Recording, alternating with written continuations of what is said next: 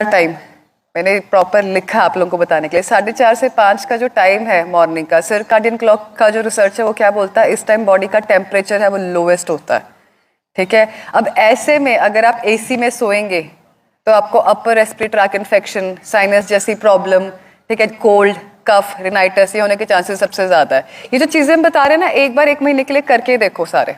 ठीक है, तो जो 4:30 से 5 का टाइम है, इस टाइम में अगर आप घर में एसी लगा रहे हो या आप तेज फैन में सो रहे हो तो बंद कर दो, बंद करके सो के देखो।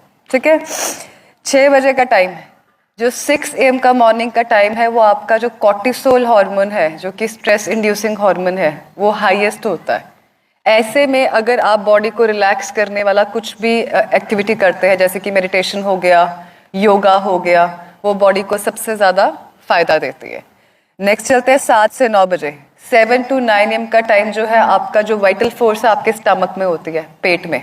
तो मैक्सिमम जो आपके डाइजेस्टिव जूसेस हैं वो 7 से 9 बजे के बीच में बॉडी में रिलीज होते हैं। तो 7 से 9 बजे के बीच में अगर आप दिन का पहला मील खाते हैं तो सबसे अच्छा डाइजेशन उसका होता है, सबसे ज्यादा उसका गुड आउटकम आता है।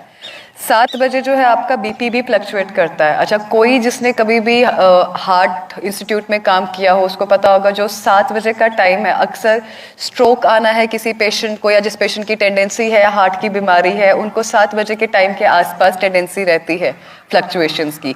तो ऐसे में अगर कोई आपके घर में पेशेंट है जिसको बीपी की प्रॉब्लम है या हार्ट डिजीज है या ऐसा कुछ भी सिनेरियो है, कोशिश करो कि उस इंसान को गुस्सा नहीं है। अगर कहते हैं ना सुबह सुबह क्या सड़ी सी बात कर दी, गुस्सा क्यों कर रहे हो, सुबह सुबह नहीं गुस्सा करते होते, कह देते हैं ना ऐसे।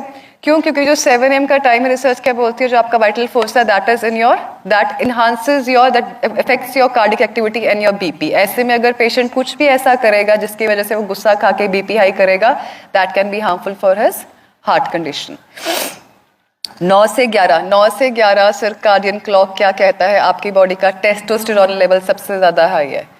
तो अगर आपको कोई भी ऐसा फोर्स वाला वर्क करना है, एक्टिविटी करना है, जैसे जिम वर्कआउट करना है, ठीक है, तो ये वाला जो आपका टाइम है वो बेस्ट है। तो इसी तरह जो आपका दिन का सारा साइकिल है वो सर्काडियन के हिसाब से एक क्लॉक बना हुआ है। हम लोग आपको यहाँ पे बोलते हैं कि सुबह उठ के योगा करो, मेडिटेशन करो, ठीक है, शाम को अर्ली सो, कहते हैं ना early to wake and early to sleep अच्छा होता है। तो ये पैटर्न्स क्यों बने हैं? ये आपकी बॉडी के छोटी छोटी चीज़ों को सिंक्रोनाइज्ड करने के लिए। देखो, ह्यूमन बॉडी ना एक मशीनरी की तरह काम करती है। हर मशीनरी के सेटअप और डिफॉल्ट सेटिंग अलग अलग है। हम लोग यहाँ पे हर वो चीज़ कोशिश करते हैं। इंटीग्रेटेड का मतलब ही यही होता है कि हर चीज़ को कंबाइन करके यूज़ करना जो पेशेंट के लिए बेनिफिशियल हो। ठीक है, ऐसा नहीं है कि हम लोग पेशेंट्स को एकदम से बोल देते हैं कि आपका डायलिसिस स्टॉप कर दो, डायलिसिस बंद हो जाए। Dialysis is supportive treatment. जिस पेशेंट का ऑलरेडी डायलिसिस चल रहा है, हफ्ते में 3 बार चल रहा है या हफ्ते में 2 बार चल रहा है, उसको बड़ा क्लियर कट ये चीज अंडरस्टैंड करनी होगी कि आपकी विद टाइम फ्रीक्वेंसी कम होगी। 10 दिन में डायलिसिस बंद नहीं होगा। 10 दिन में जो है किडनी की फंक्शनिंग इंप्रूव होगी। किडनी की फंक्शनिंग इंप्रूव होगी तो धीरे धीरे जो डायलिसिस की रिक्वायरमेंट है टॉक्सिन्स को रिंस करने की, वो अपने आप ऑटोमेटिकली स्लो डाउन होती जाएगी।